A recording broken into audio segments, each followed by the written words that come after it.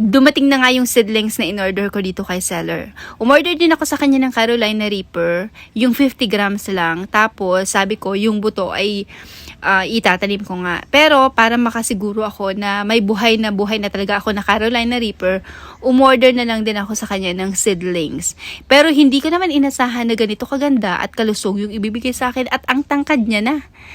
O diba, kitang-kita naman dyan na ang tangkad na niya at ang taba talaga ng seedlings na binigay sa akin. So, thank you so much po, seller. Ayan, kudos talaga sa mga seller na ganito. Ayan, tinignan ko pa nga siya kasi yung isa binigay niya sa akin, may maliit pa na patubo. Kaso, parang hindi ko lang sure kung mabuhay pa siya kasi natanggal ko, naputol ko siya. Oo, yun. So, ayan, kung bet nyo din ng seedlings na sa mga kagaya ko na walang green thumb and gusto nyo makasure na eto at buhay na nga yung Carolina Reaper nyo, nako, i-order nyo na agad yan. Di kayo magsisisi.